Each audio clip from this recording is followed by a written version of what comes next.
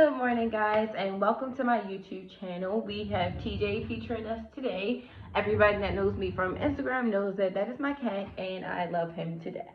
Today, we will be talking about how to get a good credit score at the age of 18. When I first got my first credit card, I was 18 years old. So, I'm just going to go down the list of frequently asked questions. I do have my laptop sitting here with me, so if you guys see my eyes wandering, that is where they're going. Okay, so first question is, how did I get started? I like older movies, and I see constantly, like, in older movies, black cards was a really big thing. In my household, I did not grow up around people with credit cards. It just wasn't a thing. So, one day I just decided to look into it and want to get one for myself. So that's how I got started. Honestly, I didn't have much support at all. I had more support than I knew of at the time, but at the time of everything, I just didn't have much support. I didn't know what to do, and I did not know where to start. So I just went to my bank that I already was with because I was under my mom's account. So I went to the woman and I said, "Hey, I really want to get a credit card, and where can I start?" So her name was Yadana, and till this day, I honestly thank her for everything because she was such a great help. So another formally asked question is, what is a credit card and what credit card should I get? Everybody know what a credit card is, especially if you're here, but what credit card could you get honestly fits your lifestyle? For me, in my other blogs, I've explained that I've traveled several different places so far, and I want to continue to do so. So for me, I have a traveler's credit card, but that was not my first credit card. My first credit card was the secured credit card, and I will be putting pictures and images here. My first one was a secured credit card. That is basically a credit card that you put your own money into. For some banks, it's $500. For other banks, it is $300. I bank with PNC, so it's $300 for the bank that I'm with. You go to the bank, you put your own money in there, and instead of, because every time you have a credit card, and you make a swipe, you're taking out a loan until it's paid off. Which is why I always advise people, if you do not have the money, do not swipe. Because then interest rates come in and things like that. We'll get deeper into that later, but a secured credit card is your own money that you use and you are able to wire bills to it. So I didn't have much bills. I honestly, when I was 18, other than like rent that I give my mom, I only had a Netflix bill and a phone bill, which was $50, and Netflix at the time was probably $10. So there was not much to take off the card, but even the little bills add up. So I was able to build my credit from there. I'm not sure what my credit scores turned, like what my credit score was in the beginning, but I can give you guys an update of my credit score now. My credit score is a 787, and everybody that knows, there is a chart that I will be adding into the video to explain to you guys. The chart is basically poor credit, okay credit, good credit, and excellent credit. I would suggest that every American should be at least over a 650, because to get an apartment or to get a loan, you have to be at least a 650 for most credit cards. I always will tell you to strive higher and to always go for something bigger. My second card was a cash rewards card. Well, yes, a cash rewards card.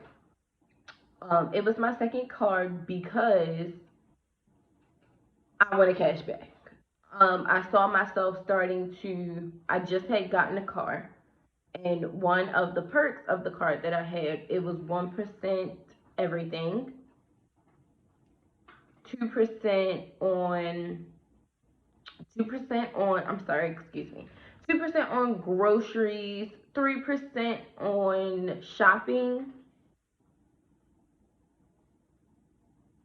All right, and my second credit card was a cash rewards card.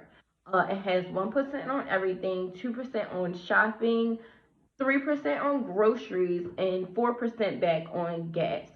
So every single time I spend money on anything, I would end up getting money back. That was beneficial for me because at the time I was spending money on gas. Why wouldn't I want to get money back on my purchases? So it does give you a $8,000 limit. If you are just one person and that works for you, then that's cool. Throughout the year though, so it's annually. So it would restart. So if you spend $8,000 on gas, then that's it. That's all you get until next year start. But I will go deeper into things in a different video. Right now, I'm just telling you guys how to raise your scores and the steps that I took to get there. My next credit card was a traveler's credit card. Again, in my previous blogs, you know that I have traveled and I've went several different places, so you get points. You can also convert those points into cash. If you for some reason don't use it that month, or you thought you had a trip but it got canceled, and you can use it for other things. It's meant to be used as a daily card as well because your points add up and that can go towards hotels, flights, transportation, anything else that you need for the trip. So that is definitely a way to start.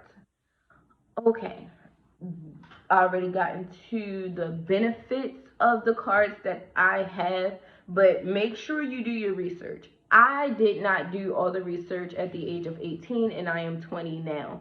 I have just gotten super into credit cards, except for, so I'm adding to my knowledge that I already had.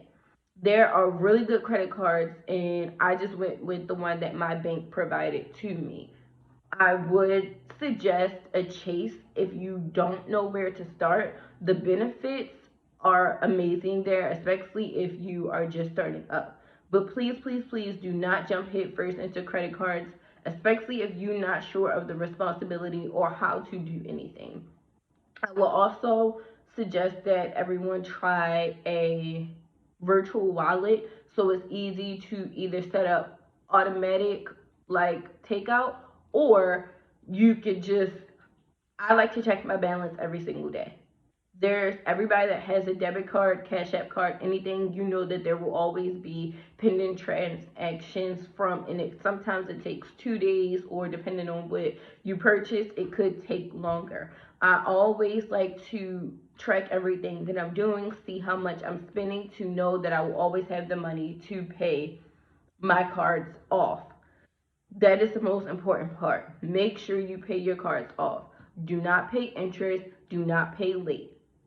That is just pretty much the biggest step that you can follow in credit cards ever. Just make sure that you pay on time. Getting the credit cards are not always easy because, again, you have to pick which one fits your life and your lifestyle. If you know that you buy groceries all the time because you're a household of five, get a card that fits that. If you know you're not a travel person and you stay at home, but you Amazon shop like crazy, get a card that fits that. There are tons of cards around, so please, please do your research. That is like my biggest thing. Make sure you start to learn to budget your money. Budgeting, I'm so proud of everyone, honestly, because it became a really big thing throughout the years, learning how to manage your money. But that is really important when getting credit cards, especially if you end up getting several credit cards, because you need to make sure that all of those is paid off when they need to be paid off. You do have a due date every single month, so make sure that everything is fine with that. Make sure that you know how to budget. Make sure you know what you're budgeting for. I like to pay my bills on my credit card because why not? If I pay on my traveler's credit card and I get for every dollar, I get 2 miles. So if I have a bill that's 800 bucks, then that is 1,600 miles. It and like I said, it can either go towards a trip or it can convert to money. So essentially, every time you swipe your credit card and do everything responsibly, you're getting money back. Just so you know, no pressure though, but it is a really good thing to just know I'm getting paid for being responsible. I'm getting paid for doing everything I have to do. That's essentially what cards do, as long as you use them the correct way. Now, for all my younger viewers watching that was 18 or 20 or 21, I will say that banks are a lot harder on you because they pretty much is like, oh, you're a kid, you don't know anything. So an APR is a annual percentage rate, just in case I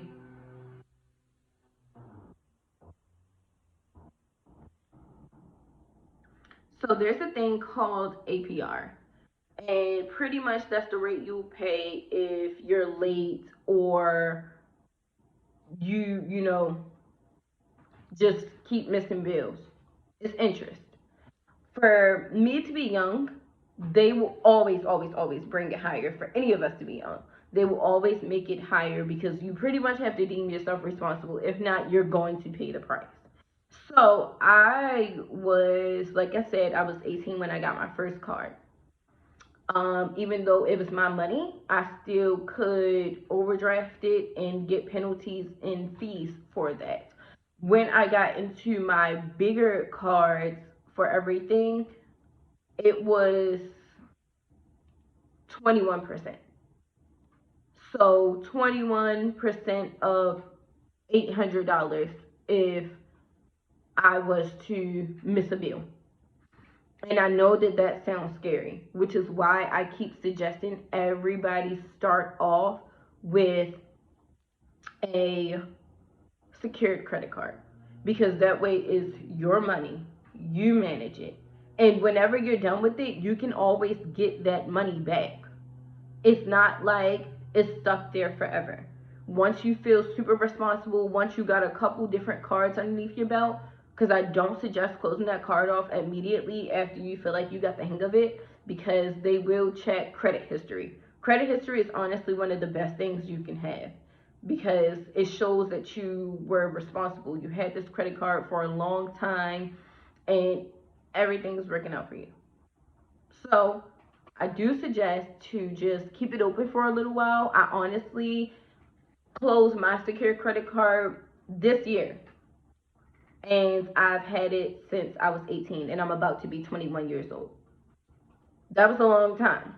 Well, not really, because you really want your credit history to at least be 5 years or longer. But for me, it was a long time because I got the hang of things really quickly.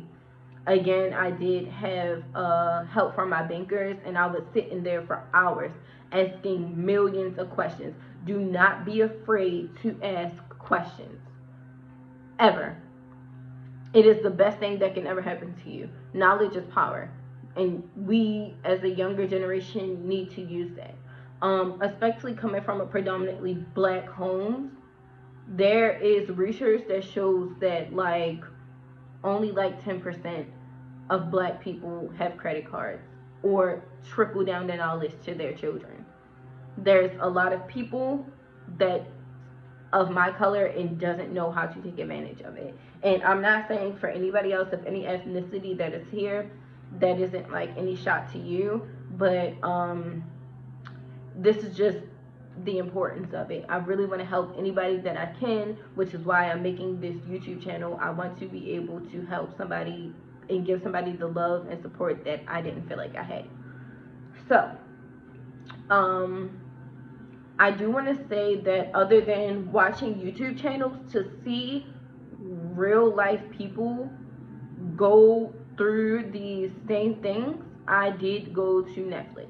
A lot of people don't know that Netflix has educational things on there for adults, not just go to the kids channels and you learn your 1, 2, 3s.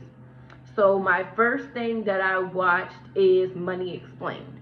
It explains everything. It explains gambling. It explains credit cards very well. And that also gave me a really good understanding of how it works. Credit cards are not your teammate, but they're not against you unless you make them against you. Please make sure that you are being responsible. My tactics will not work for everybody, especially people who already have a lot more knowledge or already know what they're doing or have a level of support, because some parents get their children started at the age of 14. I didn't have that luxury, so I just want to spread my knowledge with everybody that I can. And one of the last things that I will say before wrapping this video up is how to check your credit score so you know where to start. It's just Experian is what I use. It's free for me because I go through my bank and do so. If you do not have a bank card, go to your bank. Go find a bank. Do research and just figure out what works for you, because there is some banks that if you don't put a certain amount of money into your card, they will charge you like a $3 fee. I'm so sorry for that. Yes, there are some banks that if you do not put a certain amount of money into your card, that they will charge you like a $3 fee if you don't have a certain amount of money on your card, or you don't have a certain amount of money coming through on your card. So there's a lot of different ways to get around certain things like that. Just please continue to educate yourself, continue to push harder, and if there's any further questions, please do not hesitate to text me.